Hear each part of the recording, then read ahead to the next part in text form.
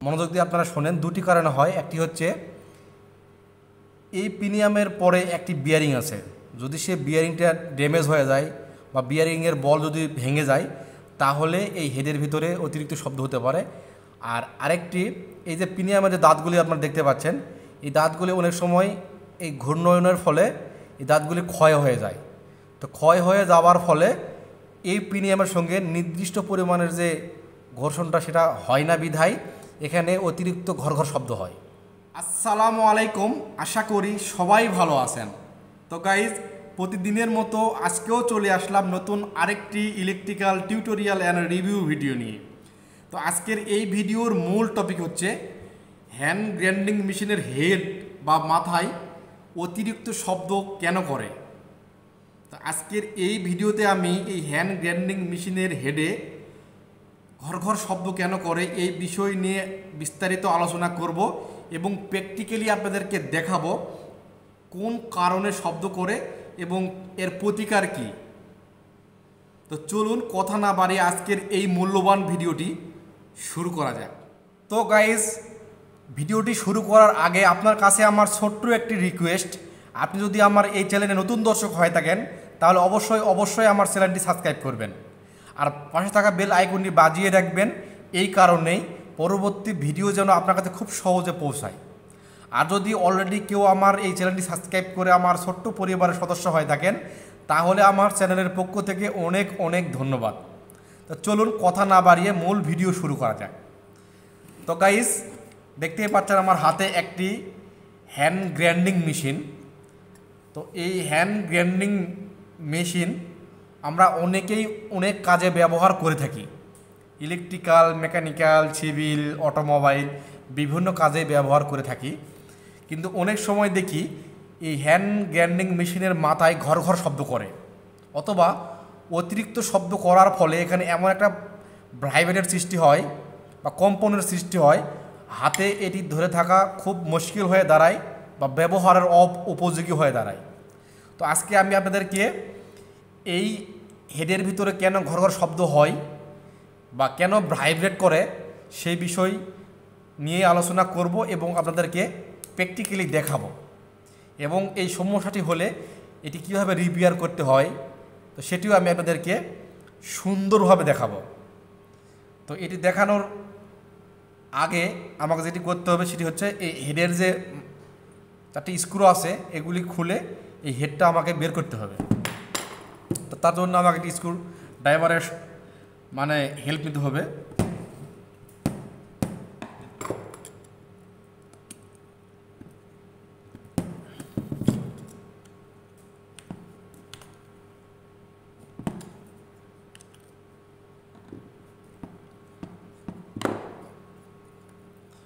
তো এখানে 4টি স্ক্রু আছে, একটু সময় দিবেন, আমি স্ক্রু 4টি খুলে নিই।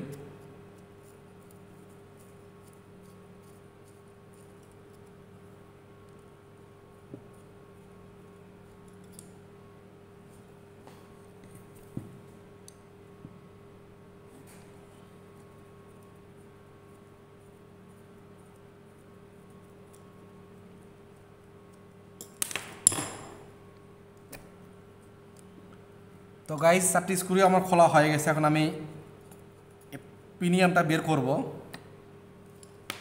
তো গাইস, এই হেডটা আমি খুলে ফেলেছি। তো হেডের ভিতরে এই দেখতে পাচ্ছেন খাসকারা যে দাগগুলো দেখতে পাচ্ছেন, এটা হচ্ছে পিনিয়াম। আর এই পাশে যে দেখতে পাচ্ছেন আরেকটি অংশ ভিতরে, তো এখানে একটি পিনিয়াম আছে। তো এই ভিতরের এই পিনিয়াম ভিতরের পিনিয়ামটা আমি আপনাদেরকে খুলে দেখাই, না খুলে দেখালে বুঝবেন না। তো ভিতরের পিনিয়ামটি বের করার জন্য আমাকে আর্মেচারটা বের করতে হবে। তো আর্মেচার বের করার জন্য এখানেও 4টি স্ক্রু আছে, সেগুলিও খুলে নিতে হবে।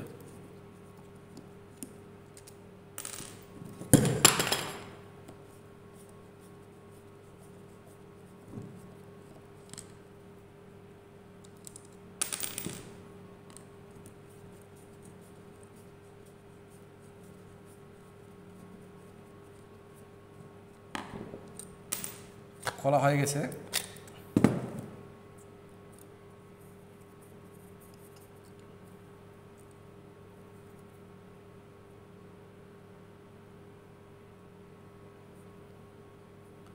তো দেখেন আর্মেচারটা আমি বের করে ফেলেছি। তো আর্মেচারের ভিতরে এই যে পিনিয়াম যেটা আছে, এই যে পাখার সামনে সেই পিনিয়ামটি আছে, সেই পিনিয়ামটির দাঁত হচ্ছে এরকম খাসকাটা দাগ।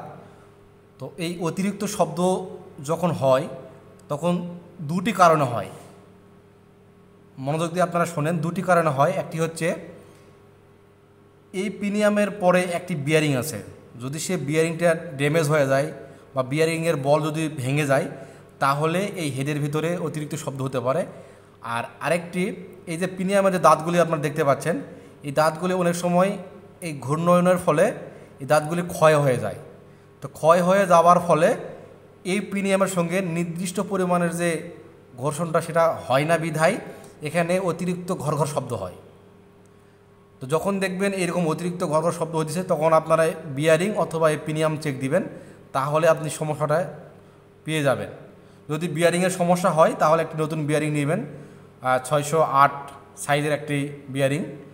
আর যদি পিনিয়ামের সমস্যা হয় তাহলে এরকম পিনিয়াম বাজারে কিনে পাওয়া যায়, তো পিনিয়ামটি চেঞ্জ করে দিবেন, তাহলে আপনার এই গ্রাইন্ডিং মেশিনটি আগের মতো ঠিকঠাক সুন্দর চলবে। তো গাইজ, আশা করি আমার ভিডিওটি আপনারা বুঝতে পেরেছেন। যদি বুঝে থাকেন তাহলে আলহামদুলিল্লাহ, আর যদি না বুঝে থাকেন তাহলে আমার কমেন্ট বক্সে জানাতে পারেন কোন বিষয়টি আপনি বুঝতে পারেন নাই বা কোন পয়েন্টটি আপনারা বুঝতে পারেন নাই। আমি চেষ্টা করব সঠিক রিপ্লাই দেওয়ার জন্য। আর আমার এই ভিডিওটি যদি আপনার কাছে ভালো লেগে থাকে তাহলে অবশ্যই লাইক, কমেন্ট, শেয়ার করবেন। আর কথা বলতে বলতে অনেক কথাই বলে ফেললাম, আজ আর বেশি কথা বাড়াবো না। এই গ্রাইন্ডিং মেশিন নিয়ে যদি আপনার মনের ভিতরে কোনো প্রশ্ন থাকে, কোনো সমস্যা যদি সম্মুখীন হয় দেখেন, তাহলে আমার কমেন্ট বক্সে সেটিও জানাতে পারেন। আমি চেষ্টা করব সঠিক সমাধান দেওয়ার জন্য। তো গাইজ, আজকের ভিডিওটি এই পর্যন্তই। দেখা হবে আগামী অন্য কোনো আরেকটি মূল্যবান ভিডিওতে। সেই পর্যন্ত সবাই ভালো থাকবেন, সুস্থ থাকবেন। আল্লাহ হাফেজ। আসসালামু আলাইকুম।